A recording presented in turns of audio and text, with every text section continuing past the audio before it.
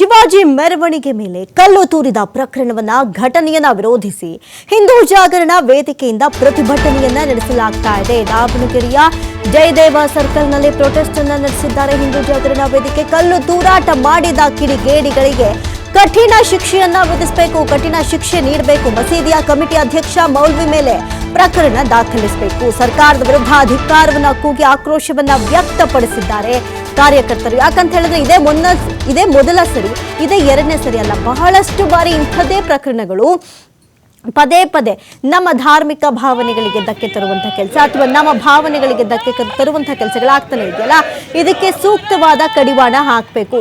ತಕ್ಕ ಶಿಕ್ಷೆ ಕೊಟ್ಟರೆ ಅವ್ರು ನೆಕ್ಸ್ಟ್ ಟೈಮ್ ಮಾಡೋದಿಲ್ಲ ಅಂತ ಹೇಳಿ ಶಿವಾಜಿ ಮೆರವಣಿಗೆ ಮೇಲೆ ಕಲ್ಲು ತೂರಿದಂತಹ ಪ್ರಕರಣಕ್ಕೆ ಸಂಬಂಧಪಟ್ಟಂತೆ ಆ ಒಂದು ಘಟನೆಯನ್ನ ವಿರೋಧಿಸಿ ಹಿಂದೂ ಜಾಗರಣ ವೇದಿಕೆಯಿಂದ ಪ್ರೊಟೆಸ್ಟ್ ಅನ್ನ ಇವತ್ತು ನಡೆಸಲಾಗಿದೆ. ದಾವಣಗೆರೆಯ ಜಯದೇವ ಸರ್ಕಲ್ನಲ್ಲಿ ಪ್ರತಿಭಟನೆಗೆ ಮುಂದಾದ ಕಾರ್ಯಕರ್ತರು ಕಲ್ಲು ತೂರಾಟವನ್ನ ಮಾಡಿದಂತಹ ಕಿಡಿಗೇಡಿಗಳು ಯಾರ್ಯಾರಿದ್ದಾರೆ, ಏನೇನಿದ್ದಾರೆ, ಅವ್ರಿಗೆ ಕಠಿಣ ಶಿಕ್ಷೆ ನೀಡಬೇಕು, ಅವ್ರಿಗೆ ಕಠಿಣ ಶಿಕ್ಷೆ ವಿಧಿಸಬೇಕು.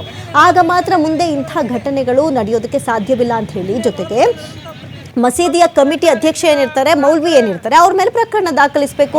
ಅಷ್ಟು ಜನ ಅಷ್ಟು ಸಮಯದಲ್ಲಿ ಯಾಕೆ ಅಲ್ಲಿಗೆ ಸೇರ್ಬೇಕಾಗಿತ್ತು? ಇಲ್ಲಿ ಮೆರವಣಿಗೆ ಹೋಗ್ತಾ ಇದೆ ಅಂತ ಗೊತ್ತಿದ ಮೇಲೆ ಯಾಕೆ ಅಷ್ಟು ಜನ ಸೇರ್ಬೇಕಿತ್ತು? ಇದು ಪೂರ್ವ ಉದ್ದೇಶ ಕೃತ್ಯ ಅಂತ ಹೇಳಿ ಸರ್ಕಾರದ ವಿರುದ್ಧ ಒಂದು ಕಡೆ ಧಿಕ್ಕಾರದ ಘೋಷಣೆಗಳನ್ನ ಕೂಗಿ ಆಕ್ರೋಶವನ್ನು ವ್ಯಕ್ತಪಡಿಸಿದ್ದಾರೆ ಕಾರ್ಯಕರ್ತರು.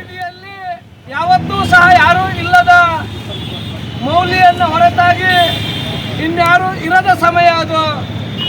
ಆದರೆ ಶಿವಾಜಿ ಜಯಂತಿ ಬರ್ತಾ ಇದೆ ಅನ್ನುವ ಕಾರಣವನ್ನು ನೆವವನ್ನು ಇಟ್ಟುಕೊಂಡು ಮತ್ತೆ ಸ್ಟೇಷನ್ ಮೇಲಲ್ಲಿ ಹೊರಗೆ ಕಳುಹಿಸುವ ಕಣ್ಣೊರಿಸುವ ತಂತ್ರವನ್ನು ಹಿಂದೂ ಜಾಗರಣ ವೇದಿಕೆ ಉಗ್ರವಾಗಿ ಖಂಡಿಸುತ್ತೆ. ಆ ಮಸೀದಿಯ ಮೌಲ್ವಿ, ಆ ಮಸೀದಿಯ ಕಮಿಟಿಯ ಅಧ್ಯಕ್ಷರನ್ನ ದೂರಿನಲ್ಲಿ ಮೊದಲ ಅಪರಾಧಿಯಾಗಿ ಆ ಕಮಿಟಿಯ ಅಧ್ಯಕ್ಷ ಶಾಸ್ತ್ರಕ್ಕೆ ಎಷ್ಟು ಗೌರವವನ್ನು ಕೊಡುತ್ತೋ ಶಸ್ತ್ರ ಸಮಾಜಕ್ಕೂ ಸಮೇತ ಅಷ್ಟೇ ಗೌರವವನ್ನು ಕೊಡುತ್ತೆ. ವಿವೇಕಾನಂದರನ್ನ ಪೂಜ್ಯನೀಯ ಭಾವನೆಯಲ್ಲಿ ಹೇಗೆ ನೋಡ್ತೀವೋ ಶಿವಾಜಿಯನ್ನು ಸಹ ಅಷ್ಟೇ ಪೂಜ್ಯನೀಯ ಭಾವನೆಯಲ್ಲಿ ನಾವು ನೋಡ್ತೀವಿ.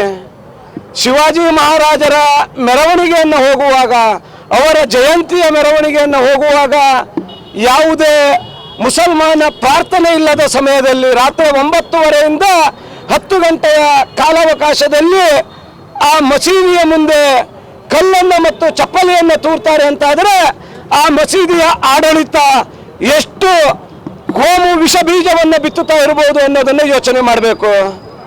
ಗಣೇಶೋತ್ಸವ ಸಮಿತಿಯ ಮೆರವಣಿಗೆಯ ಸಮಯದಲ್ಲಿ ಯಾವುದೋ ಒಬ್ಬ ವ್ಯಕ್ತಿಯಿಂದ ಅನಾಗರಿಕತೆ ಅಥವಾ ಅಚಾತುರ್ಯದಿಂದ ಯಾವುದಾದ್ರೂ ಒಂದು ಘಟನೆ ಆದರೆ ಪೊಲೀಸ್ ಇಲಾಖೆ ಇಡೀ ಗಣೇಶೋತ್ಸವ ಮಂಡಳಿಯ ಮೇಲೆ ಕೇಸನ್ನು ದೂರನ್ನು ದಾಖಲಿಸುತ್ತೆ.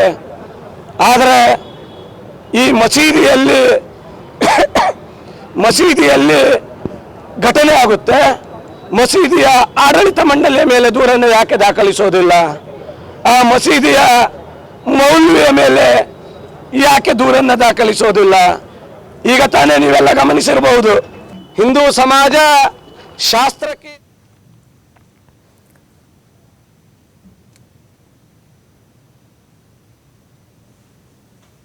9ನೇ ತಾರೀಕಿನ ರಾತ್ರಿ 9:30ರಿಂದ 10 ಗಂಟೆಯ ತನಕ